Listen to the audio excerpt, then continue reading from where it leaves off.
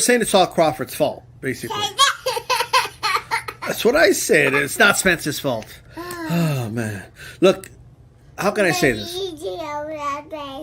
Oh, definitely Al Heyman is behind it all, and the reason why a lot of these fights don't happen. You're right. You know, it's crazy. They don't think that's the case. 11, 10,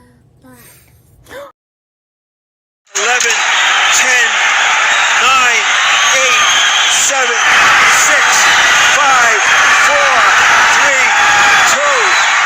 What a fight! I think Berlanga won it. Juan, the Hispanic causing panic, Lascano.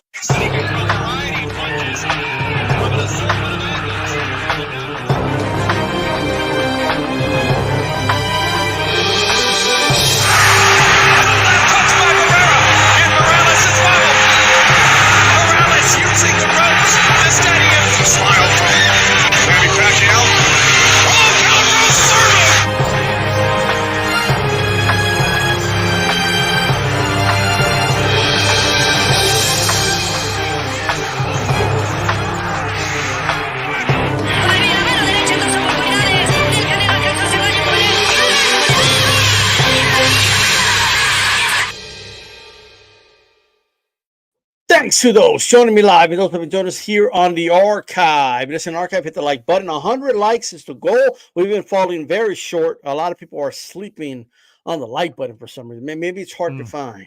You know, maybe it's hidden somewhere. But it's the one that looks like this. You know what I mean? And then you hit it. And that's all you got to do. You know what I mean? It's as simple as one. It's not even 1, 2, 3, guys. Just one. Just boom. That's it. It's ridiculous. Easier than 1, 2, 3. It's just 1, 2. That's it. You recognize it and you hit it. That's 1, it. 2. All right. There you go. Jab the like button. We appreciate you guys watching on X. You can always come to the YouTube channel, Style Boxing, join the chat, all that good stuff. We have quite a few things to talk about. We've been talking about Ngannou on the Joe Rogan podcast that I caught. Jaime Mungia and Nakatani signing with Top Rank. Lubin pulling out the Tim Tszyu fight. Apparently a hand problem. According to him, he's going to fight Tim Tszyu in December. We'll see about that one. And, of course, the Saudis have partnered up with GoldenBoy Top Rank and for Ryad's season. A lot to say about that, especially after the lawyer claimed that he hadn't even been talking. That was cap. And, of course, David Benavidez deciding to stay at 175 and coinciding with that Canelo Alvarez in Berlanga. September 14th looks to be the not-so-anticipated clash. But we're going to touch on that. First of all, Calix, I don't know if you knew this, but Ngannou was on the Joe Rogan podcast, and he tried to explain why he lost the Joshua fight. I think the answer is that Joshua's a better boxer than you and beat you because that's Joshua's sport. I mean, I think that makes the most sense to me anyway. But just like if Joshua went to the octagon, I'm pretty sure it would be kind of similar. But you know, he's trying to explain that they kept him in a hotel room very late, and that they had him go to the arena 3 hours before the fight. And that he started to feel very sleepy because he was waiting, and then I guess he was feeling too anxious. He just didn't feel right. He said he was sleepy in the back, just like his excuse is making me sleepy right now. But you know, and then he went ahead and that's why he just didn't feel like himself. He said he didn't really feel the punches from Joshua. They weren't really that hard, but for some reason they just took him out. You know what I think happened? Yeah. He got hit. He got hit by someone who actually trained, and someone who is disciplined, and someone who comes in there with the right mindset, no matter who the opponent is. And that was it. That was it. So this is the running trend. This officially makes Ngannou a boxer, right? Is he's boxed and he's making excuses. That's what boxers do, right? Is they fight, and if they lose, they just make a bunch of excuses. He said, so this completes the process. Level, right? He's like, because Joe Rogan flat out asked him, so do you think something went on or what? He's like, I don't know. I'm not saying that. I'm just saying that I felt sleepy before the fight. Like, what? Like, I don't know if you know this, Carlos, but Joshua fought at the same time as Ngannou. Yeah, he did. Like, I mean, I don't know. Like remember O'Hara Davies when he came up with a similar, he got slept in the first round and he said, you know, I'll never sleep in a Vegas hotel again because they pump stuff through the vents to make you tired. And I never like, it's like, what is, or to not make you tired. I think he was saying the temperature was like too good. Like yeah, whatever it was. And it's like, no, you got hit and you got slept and that's it. And that's the same thing with Ngannou. He got hit. And I don't know if anybody's like I've been knocked out before. Okay. So I know what it feels like. So you don't feel it. That's the point. Yeah. You do. Yeah. You wake up. You're like, fuck. Like you feel like later on, like you start to feel like, I guess, but well, that just means you got knocked out and Ngannou. That's what that means. Like your switch went off. You know what I mean? Shout out to Nando Llamas, the hard working man. We appreciate it as always, brother. I'm a hard working man. Working hard with those earbuds, and for all the hardworking men out there, this is your podcast. We represent you. It's yours. You know what I mean? And then that's why we deserve that. For you to hit the like button. We represent the blue collar boxing fans. Is what. I don't want to hear the excuses. I don't want to hear like some Ngannou excuses. Because the time you guys went on, I started feeling sleepy, waiting for you guys to go on, and like, bro, it's like it's in the middle of the afternoon. We're not late at night. There ain't no excuse. I don't want to hear. All right. Shout out to G-Money from the 915 from the El Paso area. Paul Walnuts. Berlanga is the fight these style. Never knew he wanted, he says. Right. Puerto Rican Rum in the building. Real Talk Boxing. Anthony Sanchez says HCP absolute. Who's down with HCP? Everybody. So shows you're down with HCP. Hit that like button. Help support the show. And also shout out to everybody listening on the Spotify and iHeart. We're getting pretty good listeners there, so shout out to them. Let's go ahead and proceed here before I get sleepy talking about Ngannou's excuses. But you're right, Carlos. It does officially make him a boxer. You know what I mean? Yeah. Jaime Mungia, one of two boxers that recently signed with Top Rank. Jaime Mungia is especially surprising to me anyway. I know he's with Zanferp, and they're still partnered up with Mungia in this signing with Top Rank, but he has officially left De La Hoya. All I'll say is this, and De La Hoya, we'll be talking about him in a little bit. When you come out and you make things about yourself, don't be surprised when fighters leave you, okay? Mm-hmm. So Austria not that long ago came out, and in trying to get at Canelo, he in turn like insulted Mungia. Like he basically said, yeah, the reason you fought Mungia and lined up my pockets is because you don't want to fight Benavidez. And well, you're basically saying like your fighter had no shot. You didn't really believe in him. And so yeah. I wouldn't, I mean, I think I would probably leave too. I'm not saying that's why Mungia left, by the way. Maybe Top Rank has made him a sweet offer. And maybe he's reaping the benefits of like that Shakur Stevenson money that was left on the table, right? They're going to make other offers to other fighters. I don't know about you, Calix. I'd rather see Mungia on my television. So what do you think of this signing? Love it. Love Mungia. And this morning, Junto Nakatani, it's being announced that he's going over to Top Rank as well. These are great signings. And as Nando put in the chat, I agree. It's Top Rank playing Moneyball. I think they're playing 8D chess, but it's also Moneyball. And from the movie Moneyball, what we know is offense over defense. It's we sacrifice defense for offense, and they're going for entertaining fighters. I think they're frustrated. They've been in this rebuilding mode, and they can't fast track guys like Abdullah Mace and Shushu Carrington yet because you don't want to sacrifice their development to get these guys at the top level. But they're in this sort of rebuilding phase because guys like Teofimo aren't cooperating, and Shakur Stevenson has put on dud performances. So the guys that they've been spending all this time to develop haven't developed into what they thought they were. And now Shakur isn't going to be, they're not going to try to keep Shakur in the building. And I think they're going to slowly ease Teofimo out the building over time. So you have to sign more entertaining, talented guys. And I think what they're doing is they're signing guys who are entertaining, also talented, and also have a nice built-in fan base with the correct trajectory.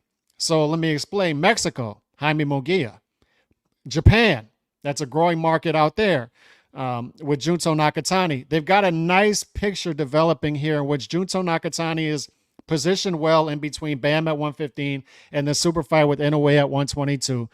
And there are many different directions you can go with Junto Nakatani. He's entertaining. They're going to try, from what I hear, they're going to try to build him in America. but there's also the super fights unifications in Japan as well. So huge market there. And of course, with Jaime Mungia, what it shows you is even coming off of a loss, the superstardom is going to be there for Jaime Mungia. He's got the fight coming up September 20th. From what I'm hearing, Jutsu Nakatani is also going to fight in September on Top Rank. So they're going to build these guys. I think they're going to fight them in the correct places, build them the right way. And Jaime Mungia, you got fights that could develop with Janabek moving up to 168 and Billy. So you got some good fights there for Jaime Mungia as well. So I love these signings. Use the resources that they were going to use for Shakur and allocate them over here to more entertaining fighters with better built-in fan bases. 100%. Remy says, salute, fellas. How's it going, brother? Hope everything is good on your end. There you go. Look, and I told you this offline. I thought Nakatani was already signed to Top Rank because he's been on Top Rank cards, but I guess he was fighting Top Rank fighters. Right. And I guess he beat him up so much that they just signed him. You know? Mm-hmm. Well, let's just sign this dude. And Top Rank's in play for what could be the biggest fight in boxing down the line in a way versus. I agree 100% with that. Shout out to Remy. Says, salute, fella. Say salute to you, brother. Hope everything is good on your end. I don't know if you heard this about Remy, but man, that nigga was that Japanese guy was in shape. You know what I mean? I'm just saying. You know what I mean? But and then he also says, Remy, Eubank Jr., Skull, and Mobili are better fights. I think it's referring to Canelo. We're gonna definitely get on to that, guys. But I do agree with you, Calix, about working towards a Nakatani, start building that collision course for Nakatani, and in a way, that is a big fight. I want to see, before Inoue even thinks about going to 126, he's got to do that Nakatani fight first, in my opinion. It's too big of a fight, especially in Japan. It's a Tokyo Dome fight. Top Rank knows that. You know what I mean? And are they still working with Honda over there? Yes. So they know what's up, right? And you got to respect about Top Rank is they know how to facilitate and they know how to work with promoters that know the area or the region. And that's a good sign there. And they'll be working with Zanfer, I think, better than Austria did. What do you think about Mungia leaving Austria? Is it surprising to you? I mean, I was surprised when I saw it, to be quite honest. William Zepeda just re-signed, and they had the theatrics there, of course, for Oscar with the Canelo Mungia stuff. So that was a turn off maybe to him, but I think it was more a business thing, right? And I think Virgil re-signed too, so Virgil's going to be there a while. So Oscar still has guys there. He's still got Zepeda. He's still got Virgil. He's still got guys over there. But losing Mungia is not a good look. That's not a good look. Good play there for Top Rank. Yo, by the way, imagine this dude when he watches like this Nakatani's in shape too. Man, that nigga was that Japanese guy was in shape. And when I don't think he's even, whoever that dude is from that soundbite, shout out to H Money, got it from his channel. Imagine when he watches Nakatani, he's like, holy shit. All these Japanese dudes are in shape, right? By the way, very unrelated, but did you hear about that kid, 14 years old, signed by the I was going to say Brooklyn Dodgers, by the Los Angeles Dodgers? 14 years of age, signed by. I don't think he's going to start in the major leagues. They'll probably have him in the AAA or something like that and work his way up. And as a teenager, he's probably going to be playing. That is huge. Life changing for that kid. No, I'm sorry. Did I say Japan? No, I don't know. Where is he from? Oh, Mexico. A kid from Mexico. Oh, wow. But I'm just saying this to say this. I mean, baseball is very like boxing. It's becoming an international sport where the stars are coming from. Mexico has baseball players? Hell yeah, my grandfather played baseball. Yeah, really? Baseball was more popular in Mexico for years before soccer kind of took over. Oh wow! Believe it or not, but like this is gotta go way back, like 50s, 60s. But yes, of course, they beat the US of A in the World Series of baseball. What do you mean? USA is just losing at everything now. We're losing all our sports. We're just losing. I saw the United States basketball struggle against some team that a country I never heard of the other day. And I'm like, what? South Sudan. I accidentally called them South Senegal yesterday on my channel. How do you struggle in South Sudan? We're just struggling against the whole world now, bro. I don't know what the hell's going on. Yeah. I know the world's catching up, but South Sudan, we suck too. We suck. Man. Anyway, so let's proceed here. speaking of Oscar came out. He did his Throwback Thursdays, where get this, Cal, he claps before he claps back. Get it? Yeah. Every time he's like, clap back Thursdays. Score. And then clap back Thursdays. And then he does his next clap. Get it? Clap back. Uh-huh. But anyway, he called out Shakur saying, I'm not going to sign you because you're boring, which is true. But basically, I don't want to sign a guy that says he doesn't fight for the fans, right?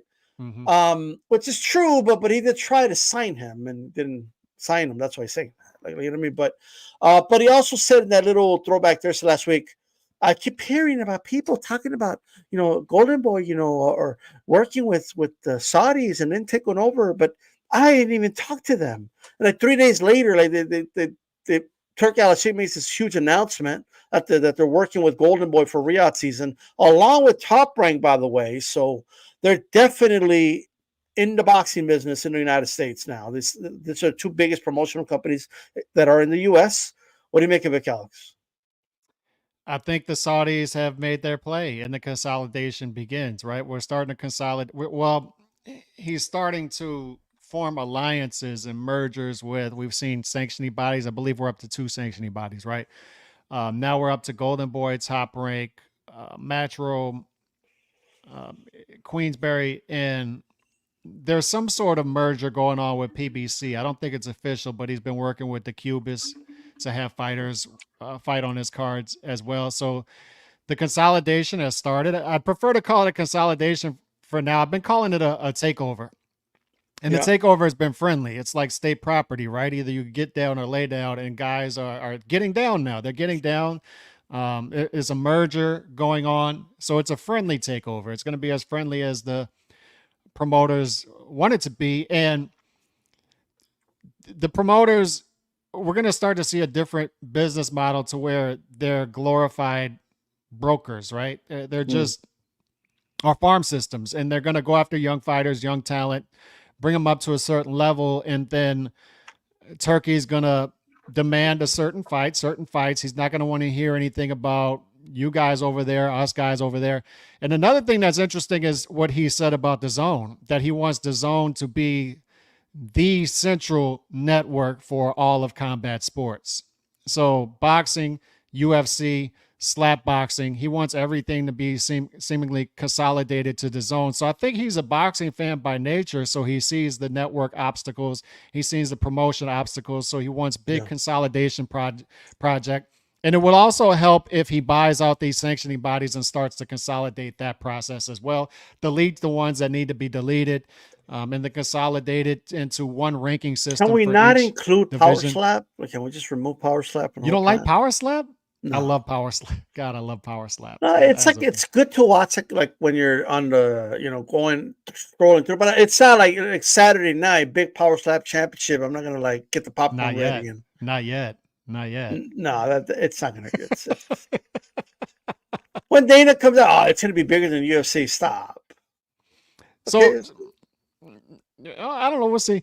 But I like it. Obviously. Okay.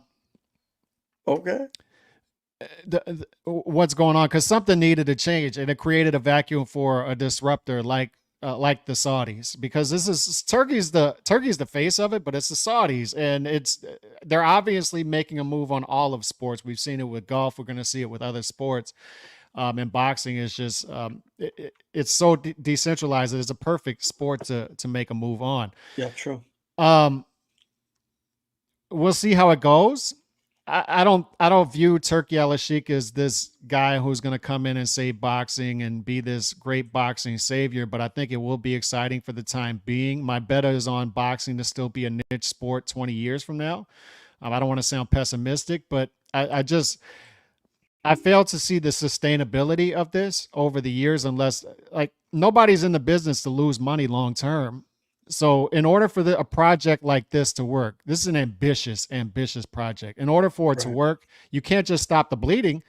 You have to grow it significantly, both short-term and long-term, for this to work for boxing. And I just doubt that that's possible. It's going to take a long time. We'll see about it's going to take a long time to retrain the market. A shout out to Nando Yamas in the building, of course. Mario P. Riding Yogi and Nerd says Mungia is unloyal. He dropped the Roach as well. What a scumbag. Nando comes back with, you want loyalty, get a dog. Okay. Damn. Shit. All right. And Riding Yogi says they tried this with golf. Absolutely. What I'll say is this before we move on. Nothing's going to change, in my opinion, until we have fighters fighting for what their actual market value is, right? And that is necessary. And most fans don't even understand what I even mean by that. Most fans think if a guy is extremely talented, he deserves to get millions because he's a world champion. Like, well, no, that's not necessarily how it works. Yes, guys have been paid based on potential and stuff like that, but boxing right now, we don't have the luxury or the equity anyway, and at least not in the United States, to be paying guys based off potential. We just don't. All right. And if sponsors aren't paying them that type of money, maybe a promoter should be paying them that type of money. All right. Let's just put it that way. And until fans, we need to rewire people's minds, Calix. Mm-hmm. Like, I couldn't believe what I was reading when I saw people like, well, Bear Cobb is saying things like, I'm not going to fight Boots Ennis for $400,000. Like, when did $400,000 become like a terrible payday or something? Like, not everyone's going to make what Canelo's making, bro. Not everyone's going to make $70 million. Like, if you want to make that type of money, you have to generate that type of money. Shakur Stevenson feels he's worth more than $3 million. And I asked a question on Twitter, went over people's heads. I asked, what about what Shakur generates, right, in terms of viewership, gate money, all that? What about it screams more than $3 million a fight? Nobody could give me an answer. All they tell me is the obvious. Well, don't you know that fighters make he makes a guaranteed money, so it's not his problem. I know it's not his problem. And that's the problem. Right? Like that is the issue to me. Too many guaranteed contracts for money that I do not see is justified based off what the fighters generate and what they bring to the table. That's just how I feel about it. And until that gets fixed, ain't nobody going to fix the sport. You keep throwing money. Guess what? All you're doing is like you're feeding the monster. You're just making the monster bigger, and you're gonna create bigger expectations from these fighters, right? How many of these fighters are going to want to fight when it's not Ryad season? And the Saudis aren't making it rain like it's a strip club or something. You know what I mean? Yep. Now, a long, long time ago, I dated a stripper. Okay. Oh wow. She only worked when the high rollers were around throwing the money. You know what I mean? It was only like a week, by the way. I'm just throwing that out there. But like she was only around, like you know what I mean? When the high, when people weren't around, really, when it's just the old creepy dude that gives maybe $1 here and there. You know what I mean? They don't want to work during that time. You know what I mean? Right. So it's the same thing with boxers. They're gonna when the Ryad season they making it rain, you know, and it's only the weirdos that want to see boring fights, you know, that don't even give money. They just want to stare. You know, ain't nobody want to go. Hit and don't get hit. Hit, don't get hit. No money, don't touch. You know, I don't know, but anyway, it's just crazy. But what I'm saying is. Here's the thing.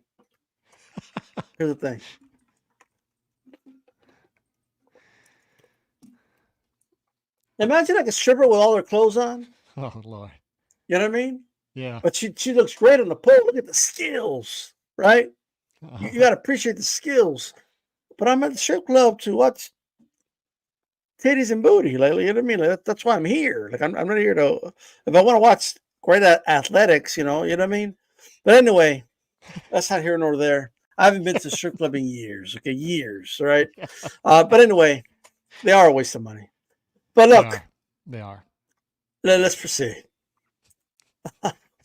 Where do we go? Where did Calix take us here? Like, you know what I mean? What's going on? Yeah, you're gonna blame it on me. Look, we're gonna talk about these two topics, Calix, together. But before we get there, we're gonna get to the Canelo stuff, guys. David Benavidez stuff. But first, really quick, Lubin. Erickson Lubin. Erickson Lubin doesn't take the fight. He pulled out of the first bid for a fight in September. He claims it's a hand injury. I'll believe. I don't have a reason to not believe the guy, but he's really like taking it personal that people are on him. You know what I mean? Mm-hmm. But it is what it is. Are you gonna defend your boy? Isn't that your boy Erickson Lubin? That's your favorite fighter? No. No. All I'll say is this, bro. Have you ever heard that? By the way, Have you ever heard Erickson Lubin's my favorite? Have you ever heard that sentence uttered? Erickson Lubin is my favorite fighter. Decent fighter, by the way. He's been in some good fights, but yeah, I don't have an issue with Erickson Lubin, but he hasn't. I don't either. But he hasn't fought since like the Ramos fight last year, bro. That's what I'm saying. Like it doesn't. Like, what are you doing? Like, what are you like? What's the plan here? And then he says, he proclaims, "Oh yeah, we're gonna fight in December." So what you think? You think so? You expect Tim Tszyu to fight in September, then fight you in December? Yeah. So this is where we're at with it. Is from what I don't know anything about what's going on, but I've heard Glenn Jennings speak before on your channel. And one thing I know about that team is it's dates over opponents. Keep the date, stay locked in on the schedule. Don't sacrifice the date for an opponent. And that seems to be in accordance with what we have here is Erickson Lubin isn't the guy. Glenn Jennings tells us they always have a handful of opponents to go off of. So if Erickson Lubin isn't the guy, then they'll have another guy lined up, and they should have something signed, I'm sure, and announced pretty soon. But nobody's going to lose sleep over Erickson Lubin not fighting the fight, not being in the fight. And I'll tell you this too. I mean, there's a trend here of Tim Tszyu versus Erickson Lubin not developing, and there's no need to continue to go to that. And there's no need to run that in December because I saw Turki Al-Sheikh personally reply to Tim Tszyu today on Twitter and say, I'm waiting for you. So Turki Al-Sheikh wants to have a meeting, obviously, with Tim Tszyu and his team. So I expect, look, Virgil's about to fight, and that's a tough fight. But people are just passing Virgil Ortiz past that fight. I'm just telling you right now, it's a tough fight. Ring Magazine #4, he's going up against, and Virgil has never officially fought at 154. We don't know how he's going to look there. But if he gets past that fight and Tim gets past his fight September 26th, why not in the winter go right back to 100%. Virgil versus Tim? Go right back to it. Yeah, I know Ngannou saying morale do need to change alliances. Look at Boots. But what I'll say is this. I by the way, I agree with that comment. Well, what I'll say is this. In terms of, I guess it is an alliance with PBC that they have. For whatever reason, they kind of kept that loyalty from the long relationship the Causin team had with Showtime, and they kind of inherited that. It's a no limit PBC alliance that they have. Yeah, but I think the alliance is the fact that Glenn Jennings had a working relationship with Showtime for so many years, and they inherited that. But my thing is, it's like that's not the same Showtime that you work with Causin with. Is what I'll say, right? No. And they know that, but monetarily, I'm sure they've made a lot of money, with PBC. But I just think, just so people know that they're not locked into PBC, at least from the last time we talked to Glenn Jennings. So they're not, and I'll say this: Amazon hasn't done anything. They haven't lifted a finger to promote any of Tim Tszyu's two fights up to this point, or the last one and this one coming up. What I'm confused by is this fight in Australia or is it in America? Because it looks like he's in training camp in Vegas again. Well, it's going to be in Australia. Okay, because his training camp is over here. He's I don't know the exact reason. I wouldn't know. We can always ask Glenn. He'll be on soon, by the way. But Glenn had some stuff going on, but he personally requested to come on, so we'll have him on, and we'll ask why he's in. Why the training camp's in Vegas? I think his brother's out there too, and his brother fights next month. And I love Virgil. I love Virgil versus Tim. But all I'm saying is like, dude, like I don't think Lubin understands like the ship has sailed, bro. Yeah, it's done. It's done. I don't think he understands that. And here's the other thing: why did you pull out until a purse bid was put in place? Like, why weren't you out here saying, hey, my hand is injured, give me some time, or like nothing? Like, you know what I mean? He comes out to after the fact, and I just think we'll get to the bottom of it, but at the end of the day, no one's losing sleep over it not being Lubin. I'll just say that. No, not at all. It's kind of is what it is. Luis Puente, I don't see how working with PBC has. I don't see how Tim working with PBC has helped. All I'll say is this, guys. All I'll say is this.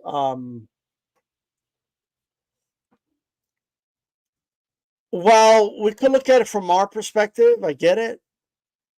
I don't think it's hurt him either, to be honest. Like, I just it to me, I think it got him into the door to the US, right? And nobody else was really knocking on Tim's door, right? Prior to him getting some of those big wins like he did against man, what's his name?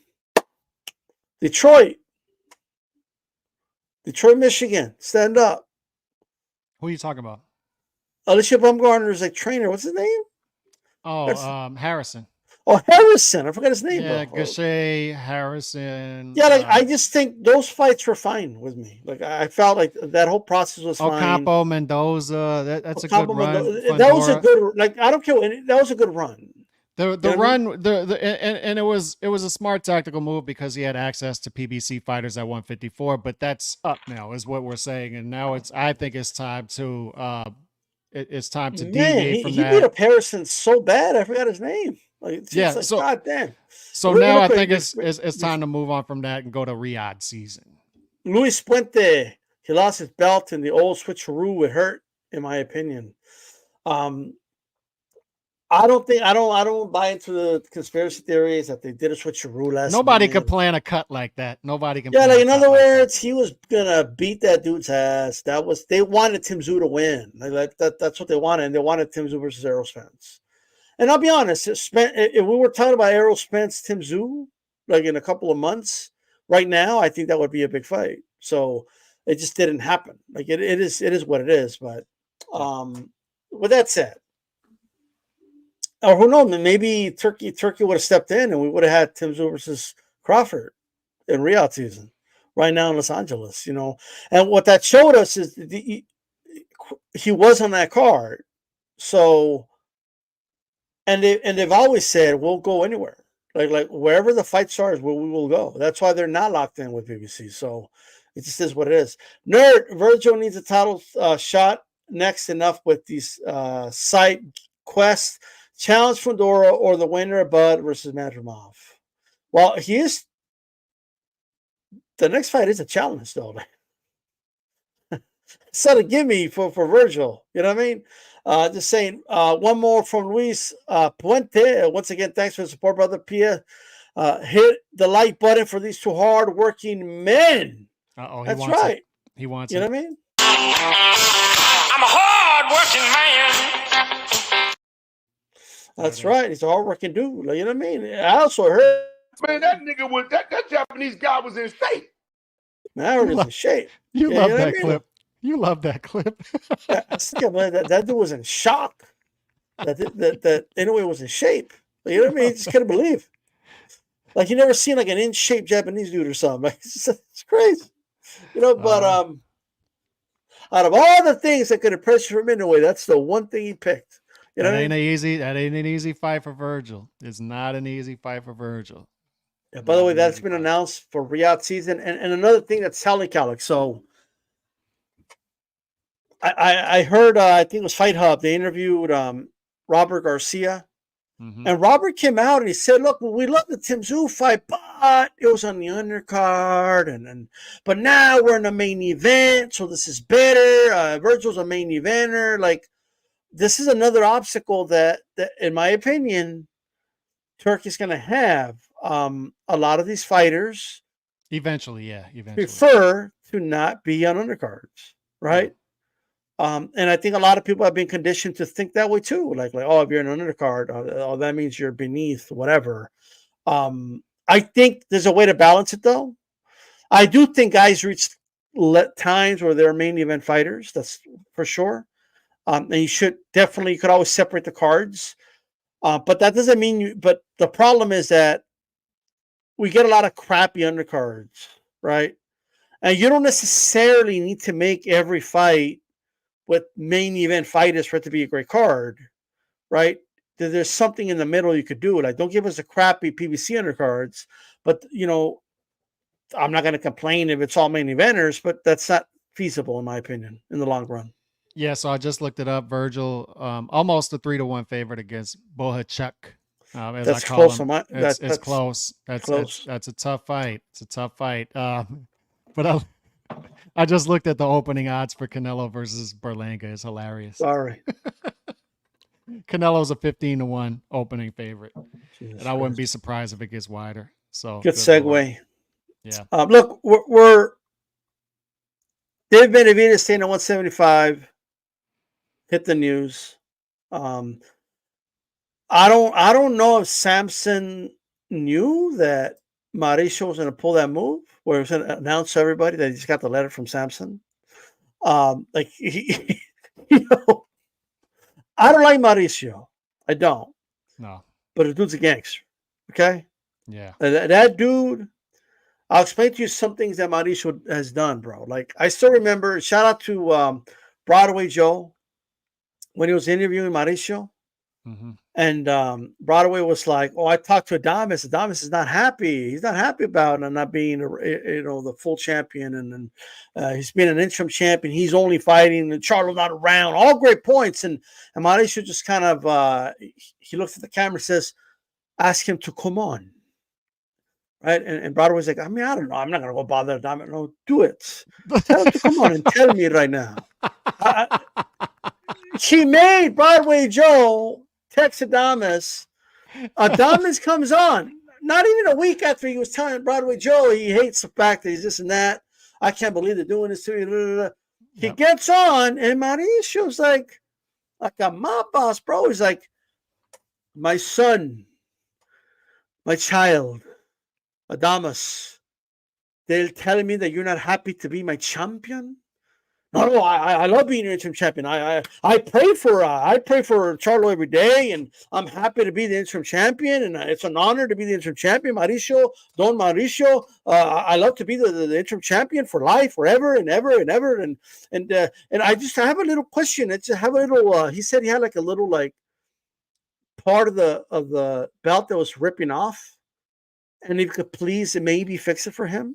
And Mauricio was like, "No problem. We will send you another one, my champion. And I don't care if they say interim, you are my champion." Yes, Mauricio. Yes, Mauricio.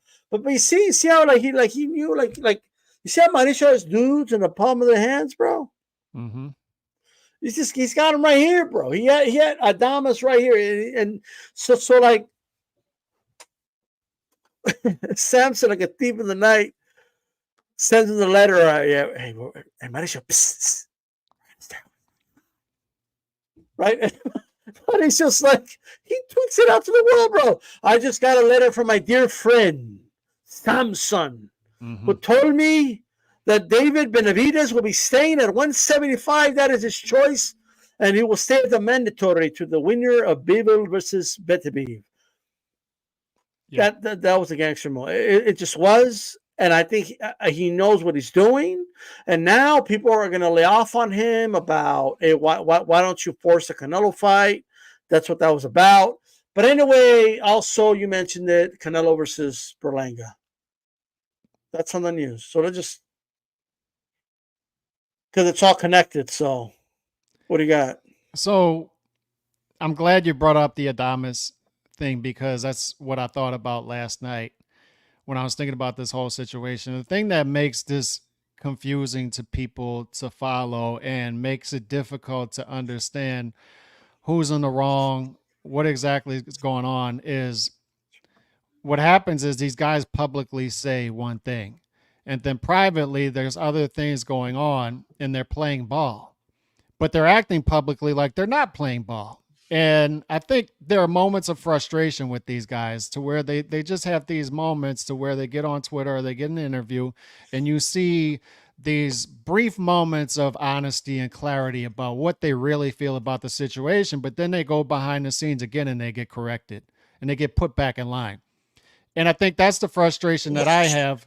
That's one of the frustrations I have with Benavidez and his team is Benavidez could go rogue here. He could go rogue. You have fighters who have gone rogue. Stephen Fulton Jr. went rogue and went to Japan and fought Inoue. He was told to stay in line. He was told to stay put. He was told to fight in Minnesota again and fight Figueroa in a rematch that didn't need to happen in a different weight class in Minnesota and get another 50,000 live gate. What did he do instead? He said, no, we're not doing that. We're going to Japan.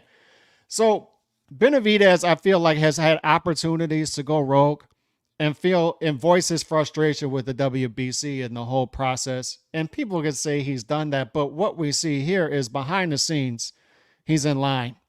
Much like Adames was in line with his interim title or whatever he had at 160, and staying put and allowing them to play this game where Maul could keep the belt at 160 forever. And obviously the WBC wants to be in Canelo business, but that's not Benavidez's problem. Benavidez should vocally be saying what's going on behind the scenes, what they're offering me, and I'm not willing to play ball. And that stuff isn't happening. So if you ask me do I feel bad for Benavidez in this situation? No, not at all. I don't feel bad for him, and I don't feel like he's doing everything he could possibly do to get that fight. I don't feel like he should have to do that. That's where Canelo's to blame too. And believe me, we're about to rake Canelo over the coals too. And that's my point is you brought up the point that you could be fans of Canelo and Benavidez at the same time, right? You brought that point up. And I brought up the opposite. I think we can blame both at the same time. And Canelo, what he's going to have to deal with is the A side. The onus is on the A side to make fights like this. That's the precedent that's been set. And he's going to have to deal with that. He's going to have to deal with it. But Benavidez, his team is such a mess. Good Lord, they're such a mess. And that's one of the instances in which they are a mess. Let me read the full tweet. Mauricio Suleiman on Twitter. It's WBC Moro, by the way, for anybody that wants to follow him. The WBC has just received a letter from Samson Boxing, exclusive promoter of David Benavidez, confirming that David Benavidez will continue his career as light heavyweight. He is confirmed as WBC 175 interim champion and is a mandatory contender for the winner of Beterbiev versus Bivol. So, you know what this is called? This is called get off my ass. They won't pressure me to fight Canelo. And to me, it reeks. Everybody is behind the scenes getting on the same page as far as some sort of WWE style move here. Yeah, but I want to touch on play ball, but we'll play ball with Canelo. Canelo wants a certain thing, but at the same time, Benavidez's team wants a deal to where they want the optics of Canelo announces a fight or it leaks, and then right after it leaks, we've decided we got some more to touch on though. We got some more to touch on. So Samson did retweet this, by the way. However, I think he did it strategically to then there was a boxing scene story, and the boxing scene story that he retweeted is titled "No Waiting: David Benavidez to face Archer Beterbiev Dimitri Bivol winner." Right. So the narrative now is, we're not going to wait no more. We're not going to wait on Canelo. That's what I'm saying. I mean? We're not going to wait. But I thought, hey Samson, I thought you loved waiting. I thought you loved marinating. Is that what marinating is? And when you marinate, if you tell me I want my steak now, these styles say we got to marinate it. What am I asking you to do? I'm asking you to wait, right? You got to wait. I got to marinate it for you. I'm going to marinate it for 7 years and sell 100,000 tickets. Anyway, but here's the thing. There is some kind of the narrative, Calix, is we're moving on, right? He doesn't want to fight us. We're moving on to 175 because Canelo doesn't want to fight us. And furthermore, and I want your thoughts on this, Pugmire, and he retweeted this, not only is he moving on from Canelo, he's going to take Canelo's date next year in May. is what it's saying. They're planning on taking his date.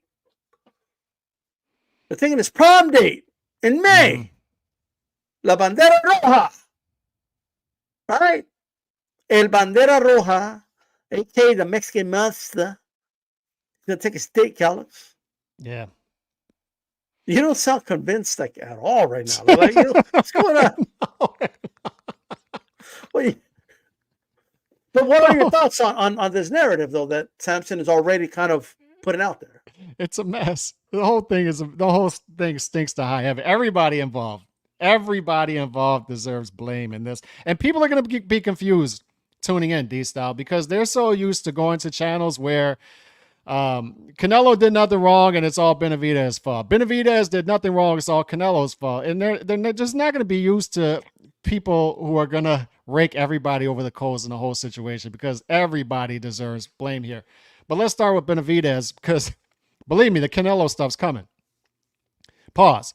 Benavidez, his team is such a mess, and part of it is, once again, what I explained is behind the scenes something's going on, and then publicly they're saying something else. So let's address this. They're going to take the May date. Okay, how exactly are you going to do that if it looks like Canelo is still involved with the PBC? So do you think the PBC, who Benavidez is also involved with, is going to say, no, we're not going to do business with Canelo next May, and we're going to piss Canelo off to give Benavidez the date that Canelo has had for years? Do you think that's actually going to happen? No. And they know Samson's just out there blowing smoke. Samson's just trying to cover for the Benavidez team, but it just goes along with the messaging has been off from the beginning. It's too many people saying too many different things, and it's just a mess. And it's frustrating because, once again, it didn't need to be this way for Benavidez. It could have just been transparent and clear the whole time. You could have been fighting the fights for years, and we didn't have to get here. And now we have to trust a team that, like you said, openly admitted to marinating their only meaningful fight at 168 for 5 years, just so it could do 49,000 pay-per-view buys or whatever it did. Now we have to trust that this team is all of a sudden going to do a 180 and run an aggressive campaign. And I'll believe it when I see it. The truth of the matter is his only fight at 175 so far has been Vodzik with a silent G. I always thought the guy before the fight was washed up. I didn't think it was going to be a competitive fight. I didn't think Benavidez looked good in the fight. And we're supposed to believe that he's going to fight a tough fight again in December at 175, a tough fight, and then bounce back against the Bivol Beterbiev winner. From what I understand, be careful what you speak into existence. He may just do it. I hope he does. And guess what? If he does, if he goes up to 175 and fights Bivol right away and then beats Bivol, then we got a new sheriff in town, is what we have. I want to see it. I just don't trust this because, number one, Bivol Beterbiev, first of all, we have to hope that Beterbiev, who is Mr. Glass, doesn't get injured again. And then I believe there's a rematch clause. So when is this fight going to take place? May of 2025? Are you sure? Are you sure it's going to happen? Unless it's a beatdown or one-sided, and maybe there's maybe it will be. Happen, right? And then we have to trust that he fights the fight in a timely manner. All I'm saying is I don't trust the team. I don't trust the team. What I'll say is this, because I do got to give some criticisms to David, right? See, I'm a person that when I'm talking about something, I stick to that topic. Right now, we're talking about David, right? For all the people that were like, oh, what about David? What about David? What about David? Well, I'll get to David when I get to him, right? What about Canelo? What about Canelo? But right now, so here's the thing. Did David Benavidez do everything in his power in the last 2 years to get that Canelo fight? The answer is no. Okay? He did not. When you don't know if Canelo's going to go to PBC or not, when you don't know if he's going to resign with his own, when you don't know if he's going to stick around, right? Even afterwards, when the rumor was that Canelo's going to leave PBC, and it looked like he was, but they they figured something else, and he didn't go back with Eddie and Ozoni, and then he did the Mungia fight, whatever, right? Mm-hmm. Even before that, what's the message? Oh, fuck no, I'll never go to the zone if I Canelo. Like you're not in a position to dictate where the fucking fight happens. You're not in a position to dictate the date that it happens. Samson, when your promoter's coming out saying, when you're going to fight in September, when you know he fights, like Canelo's going to fight in September. By the way, I was right. I said he was going to fight this weekend. He is. Not the fight I want, but to me, all the signs are pointing. Yeah, Canelo's going to fight in September. Like he's going to fight on that date, right? Mm-hmm. I don't know against who. I don't know. I was hoping it was the David fight, but it's not, obviously, right? No. But my point is this: did he do everything he can? Well, I mean, you're on the Tank undercard, a fight that didn't even do that well, by the way. But you're gonna, with Tank's help, you couldn't sell as much as Canelo, right? But you're gonna take over the May date. No, May Day. It's May Day, but it's not the May Day you're talking about, right? May Day, ladies and gentlemen. This ship is not selling, right? They hit an iceberg here, bro. They did, and look, the same thing we can accuse Canelo and Maydays with a plane, not a ship. My bad. That is what it is. The same thing we can accuse Canelo. Benavidez, we could do with Benavidez, Morrell Jr. Morrell Jr. is fighting next weekend. So the timetable lines up. If you want to fight in December, Morrell Jr., the only guy he's been calling out is Benavidez. Easy fight to make. They're on the same schedule, and Morrell Jr. has moved up to 175 to chase Benavidez. So that's a fight that you can make in the meantime, because Benavidez cannot afford, he didn't build up the equity to get soft touches. He cannot afford to have soft touches, especially if you're only fighting twice per year, which modern day fighters do. And he can't afford to just wait around for Canelo. Look, it is what it is. Canelo is not fighting the fight for whatever reason. And people are going to levy blame everywhere, and rightfully so. Do what you want with it. But we got to deal with what is now. Morrell, Benavidez got to get busy. He's got to get busy. Here's the other thing, by the way. Everyone's looking at you now. Your next move matters. So who are you going to fight now? And on what date? Are you going to be a headliner, or are you going to be on the undercard of Tank Davis fight again? Yep. What's going to happen here? I'm not sure, right? But there's no doubt that your team didn't do everything in their power to make this fight happen. And before I hear it, because look, we're going to talk about Canelo too, but before I even hear it, like, oh, they don't have to kiss his ass, and I never said that. No. I never asked if you were kissing the ring or not. Did you do everything in your power, right, to make the fight happen? And the truth is no. All right, that's just the reality of the thing. And I do think your promoter, Samson, all right, who's a puppet promoter, he's not even a real promoter, correct, right? Like I don't really believe that Samson. I think like a thief in the night, he tried to go behind the scenes of Mari's show to tell him, hey, by the way, we're going to stay at 175, right? When you could have said something about this a long time ago, but you try to make it seem like you're open to both, and you're flexible. You know, I'm flexible 168, 175. Like, are you? I don't know, man. The Vodzik fight never made sense. When it was first announced, what was the angle that we thought it was? You know, Eddie Reynoso fighter. So this is a nice transition to, and then possibly Canelo later in the year, so let's not drain ourselves to 168 Samson twice. is acting like a shot caller, right? And he's saying things like, oh yeah, if we do the fight with David, we're gonna need 12 weeks to promote it, and we're gonna need time. It's not enough time from when David fights to September to make the fight. We're gonna have to do it till November. Like, it's like, bro, sit your ass down, bro. Like, you don't call the shots here. It's a mess. You know Canelo's gonna fight on that date. It's a mess. You should have done what you needed to do to make sure you were available for that date. You were not available for the date, so you cannot claim Canelo ducked you to fight you on that date. Mm-hmm. Right? With that said,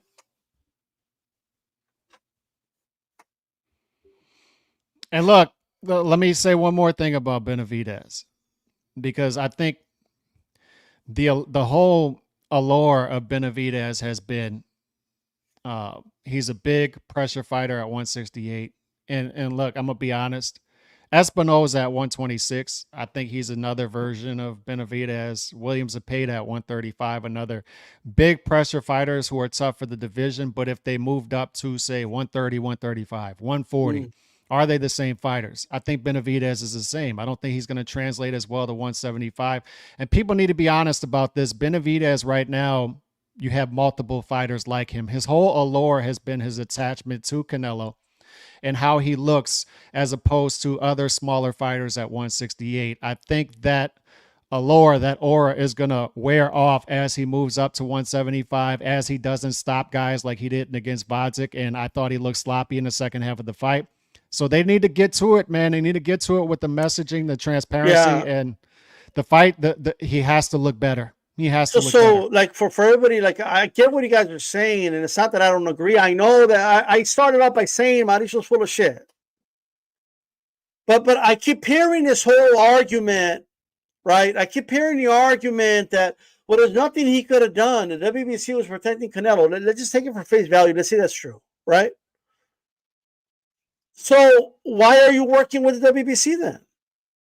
What, like, if the WBC screwing you over, right, and you've been waiting 3-4 years, you couldn't become the mandatory with another sanctioned body? Mm-hmm.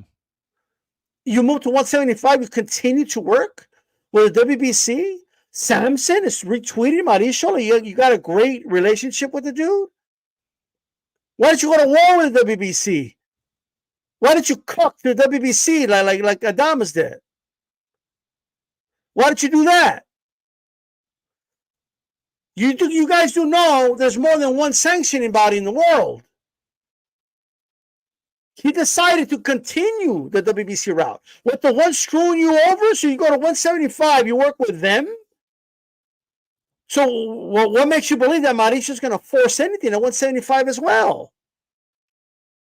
So at the very least, he's a victim who doesn't understand that the person he's working with right now, Mauricio, ain't going to do him any favors.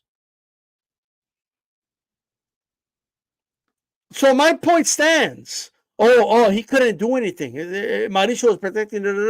Okay. But he's still working with them, though, right? So Calix, when the Benavidez fight doesn't happen with the winner Bivol and Beterbiev, is that going to be the line? Mm-hmm. Oh, Mauricio's protecting Beterbiev. That's what the fight's on. Oh, Mauricio is protecting Bivol. Yep. If you guys use that line again, I'm going to say, well, I guess he's stupid then, right? That's what you guys are saying.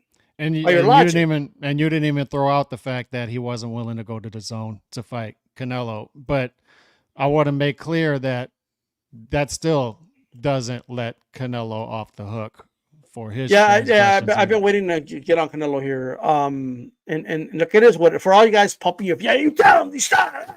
Like it's whatever to me. Here's the reality, guys, and there's no way around this.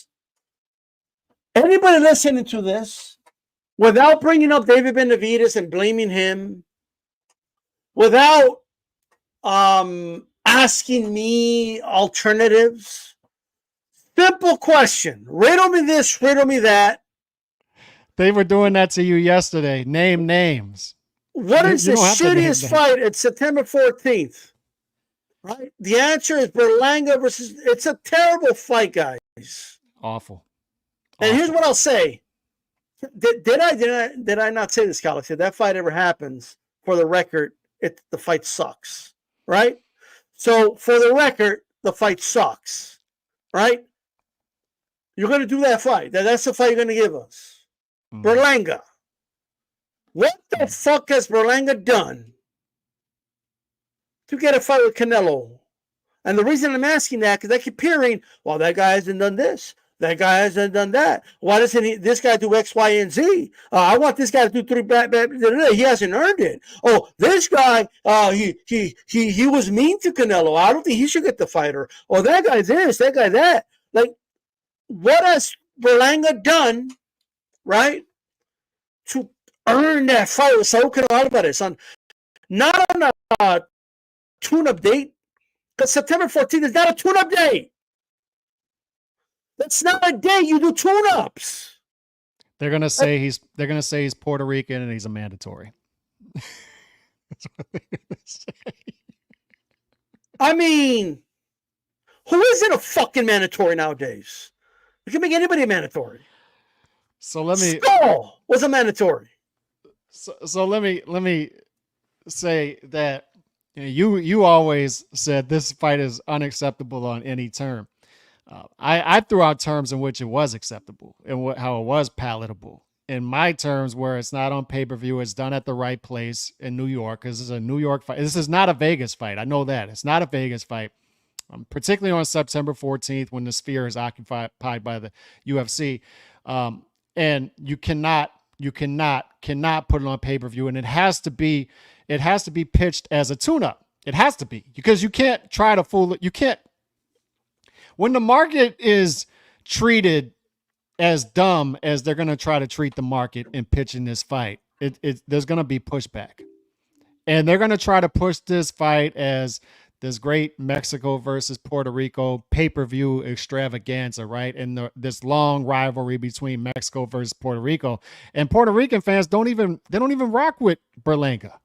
Yeah, he's a bastard. They don't even mess with Berlanga. He's like a bastard son of Puerto Rico. The Puerto Rico, that's another angle. Here's the Puerto Rican fans are like, don't put him on us. We don't want to be involved in this 14.5-1. He represents y'all. That's it. They're saying we don't put this guy with us. 14.5-1 underdog, and we already said he sucks. We don't want him over here. And the line's gonna get worse too, in my opinion. The line's gonna get worse, and for the people who are throwing out Yildirim, this is the difference. This was before DAZN was in the pay-per-view market, so Yildirim was on the regular DAZN subscription, number one, and Yildirim was pitched as. So the difference was we used to get a clear, transparent vision for Canelo in cycles, right? It used to be, all right, we're going to sign a 3-4 fight deal over here, and this is what you're going to get. Exactly. This is what you're going to get. So before he went on that 4-fight run in 11 months, he laid it out. He's like, I'm fighting December, I'm fighting February, I'm going to be right back in May in a unification fight. I'm going to be right back in September for Undisputed. It ended up being November because of PBC playing hardball. But there was a vision, and we knew what it was beforehand. So we afforded him this February tune-up mandatory. Sandwiched between two big fights. Sandwiched in between a fight 2 months prior and 3 months later. And we knew what we were getting. Now we have no idea. We have no idea what we're getting. We have to assume that it's going to be Bud in the winter, but we're assuming that. And there's no vision anymore with any of this. Dude, he's right there. Number 2 in the division, number 1 versus number 2. That's the fight. Let's do it. And it's like, no, we're not going to do that. Now we're going to do Berlanga, Mexico versus Puerto Rico pay-per-view. No, we're not going to do that. I'm out. I'm out. No, we're not going to do that. Vale verga la pelea. I'm having there's no involvement from over here with this fight. Just so I can say in Spanish. Esta pelea vale pero pura pinche verga. Es una vergüenza esta pelea para el boxeo. Para la cara del boxeo, para hacer una pelea así. En el día de la independencia de México, es lo que le vas a dar al público y lo quieres vender como México contra Puerto Rico. Just so that's clear. You're doing this on Mexican Independence Day weekend. And then you're going to put a pay-per-view tag on it. And then you're going to try to sell it to us like this is some Mexico versus Puerto Rican rivalry thing. This only works if, like, they're both like elite fighters or at an equal level of some sort. Berlanga's been like in the last 6 fights, and 4 or 5 of them look like trash. And when life and death against B level fighters, and you're going to throw this guy in there with Saul Canelo Alvarez? This is Tank versus Raleigh, is what it is. This is what you're giving us? And then I saw somebody tell you why don't you complain about Raleigh versus Tank? He did. What's really stupid? Oh, you didn't say anything about it. Actually, I did. And even if I didn't, if your whole thing is, what about this? What about that? What about David? Oh, well, what about this dude? What about that guy? What about Calix? What about Calix on? What does that have to do with the price of tea in China? If your whole thing is, what about this? What about that? Then maybe it's not a good thing, right? Remember with Tank, did they put his hands on that woman, and I remember I go like this. Well, that's horrible, bro. Why'd you put your hands on a girl like that? That's horrible, dude. What about Yeah, Beal? what about Kovalev? What about Dana? What about Dana White? What about Dana? You didn't say anything about Dana. Oh, I know what's going on. Like, what do you mean? I did say something about Dana, but what? Tell me what's going on. Here's the reality, okay? The reality is, stop. Romero doesn't have the amateur pedigree, Berlanga. Stop. Just stop. What are you trying to say at Cuerpo Boxing? That it's a great fight? Like, so let me ask you the big question, Calix. Well, give me the names. Name me names. Like, the day you start calling D-style boxing a Canelo hater, I'm telling you, a lot of you have gone off the fucking rails, bro. Like, I don't know what the fuck is going on. No, I'm a hater. I'm a hater of Canelo. Me. That's when you know you're off the fucking rails. Can I help with that? Go ahead. I want to help. Benavidez. And people are going to say, well, what about this? What about this? And this is the problem is, as boxing fans, you should demand things and you should stand on it. And the problem here is people are telling you, what about names? You know, if he can't fight Benavidez, go fight. You gotta figure that out. And they're going to say things like, well, the economics don't work. Well, you got to make it work. And this is the thing is, I've talked about how Canelo has been afforded forgiveness because he's built up equity, and only Canelo can detach himself from his base because he built it, and he'll detach himself from that base only if he stops behaving like the fighter that we grew to love. And we're there now, because what's happening now is he's not even meeting us halfway with this fight in September. When a property declines in value, you could lose equity, right? Mm-hmm. And the property that the brand that is Canelo, right? It's losing value, and we see it in the market. We see it in the numbers.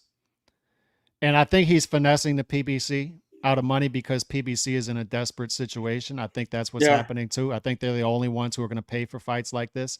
And in order for these fights to happen, you have to offload it on the market as a pay-per-view. You have to in order to make your overhead. So what this is, D-Style, is Canelo is saying, and when he's saying this stuff, I just take it as he's publicly negotiating, but he's saying, I don't have to do anything anymore. I can do whatever I want. We've got to take it for face value, though. But the problem with that is he's actually acting on that now and saying, I'm going to fight this 15-1 what I mean by face fight. value. Yeah, I'm going to fight this fight. And even my fans, you're going to have to deal with that. You're going to have to deal with it. I'm doing what I want now. And as a fan, I'm like, whoa. Whoa. Yeah, I know what you mean. What is that? What is that behavior? And I'm like, no, we're not going to do that. We're sitting this one out. I believe this is Carcino, by the way. He says, Berlanga Game Jr. I think, did he mean Berlanga? Our family knows his family. His father was in the Marines with my dad. Okay. Look, shout out to Carcino, by the way. One Crack News is one of his channels. You guys can follow them. Look, it's not. Here's the thing, Calix. Like, when people are like, "Oh, what do you expect Canelo to do?" Like the director, he's a damsel in distress. Like, he's just like, "Oh my God, like, pobrecito, let me help him, poor little Canelo." Like, no. This is a problem. You want to talk about marinating that's been marinating, all right? I'm going to take what it says by face value. I'm not going to do the whole, like, oh, what he really means is he's negotiating with Turkey. And he's like, here's the problem with that, because, like I said, he's acting on it now with this Berlanga fight. But most importantly is this, right? When you tell me something, I'm just going to believe you. All right? Because I could say the same thing I said about Benavidez, I could say the same thing about Canelo. Did he do everything he can to make the Benavidez fight happen? Like in The Godfather, did he make him an offer he can't refuse? No. I don't think he did. Okay, I just got to be honest with you guys. That's just the straight truth, right? And for Canelo's brand, that was the fight people wanted. Yep. Right? And the perception, whether we like it or everybody else likes it, it doesn't even matter. Like, the perception is that Canelo doesn't want to fight this dude. Perception is a duck. It's a duck, and he's got to deal with that. I'm not going to fight that fight. He's going to like, I'm not here to go to bat. Like, oh, no, fighters never duck. Like, do I think he ducked him? No. But that's what the perception is, right? And here's the thing. People tell me, Calix, as if, like, Well, they're acting like he only had a week to like get a fight for September, and he had no choice, and Berlanga was the only dude available, right? No, like, dude, you've had all year like to plan all this out, to have a vision, right? Mm-hmm. So you reap what you sow. You signed with PBC, right? You made a deal with PBC. These are the consequences of being with PBC. Yeah. Right?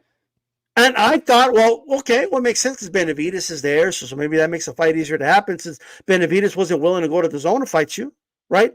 There was no one, and he flat out said it on the Boxing Voice, he would not go over there to fight Canelo, right? So I thought, well, whatever. I guess if he said, at least it makes the fight possible. Apparently not. You reap what you sow. You reap the consequences of the people you work with. The guy you're working with, Al Heyman, right, has had to outsource with Mungia, who's not a PBC fighter. Now Berlanga, who's not a PBC fighter, to give you fights. So if somebody wants to tell me, I think it's smart that he's with PBC, okay, cool. Good for him, not for us. However, I get to criticize the decisions he made, what he reaped and what he sowed. I could criticize that. And here's the other thing. If he would have decided months ago, I want to make a Morale fight the guy that is going after Benavidez, right? That would have been more acceptable for me, right? Now, you would have to have a plan with that. You can't just announce it out of nowhere, like, we're gonna fight Morale. No, you would have to have him on your undercard in May. You would have to build up that fight somehow, and like, there's been no plan in place. And then the consequence of that is a fucking Berlanga fight. That sucks. And then, what do you want him to do? Canelo. What do you mean? Like, what do you mean? What do I want him to do? I don't It's not like you only had a week to make a decision. Come on, Canelo, you got to fight somebody. Berlanga. Like, that's not how it works. And the fact that he's in that position to begin with shows you got to fix the situation. And if you don't fix it, and you're still making your money, you're making millions, and some of your diehard fans are happy with it, okay, cool, but we get to criticize, though. You don't get to turn around and be like, well, what do you want to do? Well, what do you mean what I want him to do? I want him to fight better fights. Berlanga isn't the best option. And if all you got, right, if all you got is why it's Mexico versus Puerto Rico, man, get the fuck out of here with that shit. Okay? Then that's a bastardized version of it, is what it is. Yeah, I want to throw out there that even throughout all of that, it's not uncommon throughout boxing history to have fights like this in between bigger fights. So if just throw out a scenario, if it's Mungia, if he lays out, I'm gonna fight Mungia, then I'm gonna fight Bud in the winter, and I'm gonna give you this tune-up, much like we talked about it. Oscar De La Hoya fighting Stevie Forbes in between Mayweather and Pacquiao. Stevie Forbes is then acceptable because you do it the right way. You do it the proper way. You cop it. You let people in for $5, $10, and you don't put it on pay-per-view. You put it as part of the subscription. What I'm saying is, Canelo, I'm willing to throw out the olive branch that, okay, Canelo, take that fight, take it. But the problem is, you got to meet us halfway. You got to say those things like, this is a tune-up. You're not going to have to pay for it. He's not doing any of that. He's saying, deal with it. 13th? I'm a pay-per-view fighter. No. Mexican Independence Day weekend is not a tune-up weekend. No, and Vegas isn't a tune-up city. And Canelo versus Berlanga, a tune-up is not a pay-per-view. Is the problem. The worst part is they're not going to say it's the tune. They're going to really try to tell that this is the second coming of Salvador Sanchez and shit. For fighting with Fedor Gomez or some shit. Right? Oh, yeah, this is the best Puerto Rican. Bro, we haven't seen a one like this since forever. Woo! With Fedor Gomez versus Salvador Sanchez, ladies and gentlemen, that's what we got here, right? That's what it is, the second coming or what? Bro, I don't know anybody picking Berlanga to win this fight. Nobody. Sorry. Nobody will. Nobody will. It's crazy. And this is the problem I have too, is with like people, and look, no offense, man, nothing is personal, but when people say things, well, don't buy it. I'm not. And they want you to do that because they want to disarm you. They want you to stop complaining about the fight. It's no, I'm going to complain about the fight, and then I'm not going to buy it. I have the right to do that. I have a right as a consumer to complain about something and then not buy it. I have that right. And that's what I'm going to do. And none of those people, like, they do that when I complain about the PBC stuff, the Tank stuff, and I'll see people say, yeah, let's complain about it. But then those same people, where the Fire Stick Boys at? Those same people will complain now when I'm complaining about the fight and tell me this. No. And then the hypocritical content creators too that I see out there, that some of these channels I like, some of these are friendlies, allies, but I see them the past couple of days reacting to this, and they're not reacting to it the same way they react to other stuff that is similar, if not exactly the same. And they're blaming Benavidez and PBC and all this stuff for everything, and not assigning any of the blame to Canelo. And y'all are looking bad out here. All to keep the clicks coming, all so you have the clapping seals. Yeah, here's your super chats. It's like, no, and I don't want to hear, I'm not going to get credit for beating Crawford. Wait, you're going to get a lot of credit for beating Berlanga. Right? This is the problem when you do a fight like this. And there's, again, you reap what you sow, the consequences of what you say. What does Benavidez bring to the table? What the fuck does Berlanga bring to the table? One of those Taco Bell like cheese roll-ups or what? What does he bring to the table?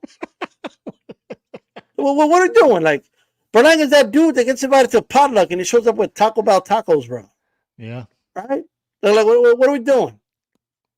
Nobody takes that dude seriously. Nobody. And nobody's taking that Mexico versus Puerto Rico. This fight right here, Mexico versus Puerto Rico, like the way they're gonna, it says authentic as Taco Bell's authentically Mexican food. Okay? It's what it is. It's the Taco Bell version of Mexico versus Puerto Rico. It's what it is. What are we doing? Yeah. What the fuck are we doing? The fact that they won't even put, like, I remember I said, put Berlanga in the ring with Mungia, and if he beats Mungia, then we could talk. But they won't do that. You know why? Because everybody knows Mungia will beat the fuck out of Berlanga. Mm-hmm. All right? They don't want that. They first want Canelo to beat him. They want to present the undefeated record, right? And nobody gives a fuck about undefeated records because we go by what we know. Stop it, Garcina. Stop, bro. Like, you know what I mean? Like, you know, and then people talking about is Fat Joe going to sell tickets or what? No, maybe they'll have him perform like they're having Eminem for the Bud fight because they're having so much trouble selling tickets out in LA for that fight. He brings Rosie Paris to the table. Jesus Christ, leave Rosie alone. And let me say this too, D-Style. The power brokers clearly don't know how to marinate. Maybe at one point they did, but they don't. The problem is a lot of these fights get ruined through the marination process because somebody. But they're not marinating, Kelly. They're not marinating to like make a fight bigger. What they're doing, they're stalling, and they're trying to make as much money before they take the big risk. Yeah, true. But this is the thing. This is a problem with the fans think they're marinating the fight. But the problem with that is, are these fights getting bigger over time? I would argue that Bud versus Errol didn't get bigger over the 5 years. I would argue that whatever. I don't believe the number they threw out there, but whatever it did, it would have always done. And with this, like, is Canelo's market value getting bigger? No, it's shrinking. Is Benavidez's market value getting bigger? No, it's not, because he just fought in an undercard and his 2 pay-per-views didn't sell. Is Bud's value getting bigger? No, he just sat out 13 months and they're struggling to sell tickets in LA. So once again, look, I'm starting to question whether Canelo versus Bud goes over 1 million buys. I'm starting to question whether Canelo versus Benavidez does. But all I'm saying is this whole thing is a mess. All of it's really a mess. Quick. Al Cuerpo Boxing, Benavidez wanted Berlanga. What's the difference? I mean, I wouldn't like that fight either. Like I guess I don't. And the difference is that Canelo's the undisputed world champion. Yeah. And Canelo, I just have him at a higher standard than I do Benavidez. That's number 2. And I wouldn't like it if he would Benavidez fought Berlanga either. I'm still holding him to a higher standard because I want Benavidez Morel Jr. You know, and then of course, Nano's saying he remembers the old tune-ups of the Loya and Eric Morales and doubleheaders. Guys fought more back then. They fought more. Yeah, exactly. Guys fought more often, and the dates have morphed into something more important in the last recent years. That's the reality, right? Because the Mayos I remember are like De La Hoya Mayweather, right? Like, you know what I mean? Those are the Cinco de Mayos I remember and how big they became, you know, when De La Hoya was fighting like Mayorga or something like that, which you could kind of say was what it was, but De La Hoya was coming off a loss and that 900,000 buys, so the market was, you know, receiving it well, right? We have to look at what the market is accepting here. Berlanga Canelo has 250,000 buys written all over it. Like, if that. Yeah. It has it written all over it. Like, I could see it. Look at that. Yep. 250,000 buys. You know what I mean? Yeah. In fact, we can do a segment right now. Hey, Calix, the fight did 250,000 buys. Well, what are your thoughts? You know, we can do a segment right now. Duh. Like, yeah, we just get out of the way now that we're going to talk about afterwards. You know what I mean? Yeah. What did you expect? Now let's get a real fight. So I guess Canelo will get strict. He's not fighting Skull. One more thing, Alex. So shout out to Black and Brown and said, well, this is what happens when you clean out your division. There's no one left to fight. It's not his fault. That aligns with I don't need to do anything anymore. I've already done everything and I can do what I want. The fighters become undisputed in their division, but if they stick around in the division, there are always newcomers coming up and upcomers coming up. And Benavidez, like, man, it's come on, really? Like, Benavidez is there. He's there. I don't know. I still believe they could have made that fight happen. If they pushed hard, I still believe it. I blame both sides, quite frankly. But you know, when I'm talking about Canelo, I'm going to put the onus on him, right? Because that's what I'm talking about. But I think there's a lot of, well, what about like that? None of that fixes anything. So when people are like, oh yeah, what about what David Benavidez is doing? What about it? Well, what about what Tank did? Okay, we've been very critical of Tank and the stuff shit Tank has done. But it doesn't fix the reality that we have a crap fight in September. Yeah, you know what I mean. But it just is what it is. Calix, any final thoughts? This whole thing stinks to high heaven. High heaven. Like, this is really bad. This whole situation is really bad. And I think everybody is going to come out of it worse. That's the good news if you're a consumer is the people who are to blame for this are going to be punished in some way for this. I don't think anybody's going to come out of this smelling good. For the Benavidez fans who think that, oh, this is a boss move moving up to 175 and he's going to look great. Look, if he executes this plan to fight Bivol possibly in May, if he executes that, then yeah, so be it. But we have to trust him to do it. I just think right now nobody's looking good. And both sides desperately want their guy to be looking great coming out of this. Nobody's looking good. Nobody from either side, from anywhere close to the vicinity of this is looking good. Nobody. On the bright side, it is Feliz Navarrete. Feliz Navarrete. Feliz Navarrete. Feliz Navarrete. Prospero año y felicidad. That's right, baby. Yeah, so all I'll say, guys, is this: we need to do, the sport needs to do better. The ambassadors of the sport, the champions of the sport, need to do better. Promoters need to do better. A lot of people need to do better. And a lot of you fans out there need to do better. Here's the reality. My priority is a sport and then the fighters, right? I'll never put a fighter above the sport. And I think the problem with a lot of fans out there is you put a fighter above the sport, right? And your arguments and the arguments you make reek of that, right? Oh yeah, everybody wants to get on Canelo, but what about what this guy did? What about what that guy did? Oh, and it reeks of that, right? But I just think, in my opinion, this is a terrible fight. By the way, where are the fire stick boys at now? Like where are you at? I need a fire stick. You know what I mean? Like, I'm just saying, for September, I'm just kidding. But with that said, this is the style boxing. Keep it boxing. We're out of here. Peace.